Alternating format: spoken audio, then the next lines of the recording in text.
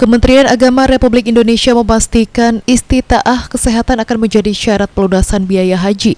Begitu pula di Provinsi Bengkulu, November nanti diperkirakan istitaah akan dimulai di Puskesmas. Penanggung jawab program haji Dinas Kesehatan Provinsi Bengkulu, Kurniawan Arianto mengatakan, kategori calon jemaah haji yang berangkat harus lolos pemeriksaan kesehatan kategori 1 dan 2, meliputi kategori kesehatan mandiri dan kesehatan pendampingan alat ataupun obat. Sedangkan untuk kategori ketiga yang tidak memenuhi syarat kesehatan seperti patah tulang yang proses penyembuhannya memakan waktu cukup lama, dan keempat yakni pasien atau penderita kanker stadium akhir, HIV stadium akhir, dan pasien gagal ginjal. Biaya untuk pemeriksaan kesehatan tidak ditanggung oleh BPJS melainkan dana pribadi atau dari dana alokasi APBD pemerintah daerah. Untuk saat ini yang telah memiliki alokasi dana istitaah kesehatan yakni Kabupaten Bengkulu Selatan dan Rejang Lebong. Selain itu dijelaskan Kurniawan, jadwal pemeriksaan kesehatan masih menunggu surat edaran resmi karena adanya item tambahan untuk istitaah kesehatan dari Puskesmas Haji, yakni pemeriksaan daerah HbA1c atau pemeriksaan glukosa dalam darah melalui pembuluh darah. Melunasi terlebih dahulu baru melakukan pemeriksaan kesehatan.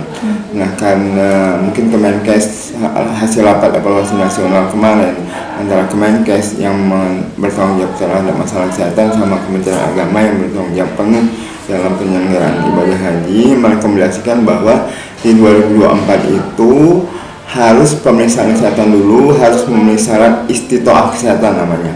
Jadi kalau untuk payung hukumnya itu adalah Permenkes nomor 15 tahun 2016 yang membahas tentang SOP pemeriksaan kesehatan jemaah haji di Indonesia. Jadi kembalikan lagi bahwa jemaah haji harus lulus dulu, istilahnya lulus dulu pemeriksaan kesehatan memenuhi syarat istitaah kesehatan. Istitaah kesehatan itu ada 4, yang satu adalah memenuhi syarat istitaah kesehatan mandiri, artinya dia tidak ada penyakit apapun. Kayak imun kalian mbak-mbak ini kalau nanti daftar haji tidak ada penyakit apapun, dia masuk kategori 1, artinya mandiri. Yang kedua adalah memenuhi syarat istitaah kesehatan dengan pendampingan. Pendampingan ini adalah bisa dengan alat atau obat. Misalnya kita punya orang tua dengan penyakit hipertensi, kencing manis, jantung yang harus minum obat tiap hari, obat yang nggak boleh tinggal, itu masuk ke kategori 2. Nah, yang boleh berangkat ini adalah yang kategori 1 dan 2. Ada lagi kategori. Secara teknis, istitaah kesehatan ini merupakan pemeriksaan pertama dilakukan di Puskesmas yang ditujukan oleh dinas kabupaten kota masing-masing diperiksa oleh dokter umum. Pemeriksaan kedua dilanjutkan di rumah sakit yang ditandatangani oleh dokter spesialis. Hasil pemeriksaan CJH dengan keterangan sehat yang ditandatangani oleh Kepala Dinas Kesehatan setempat digunakan sebagai syarat pelunasan ke pihak bank.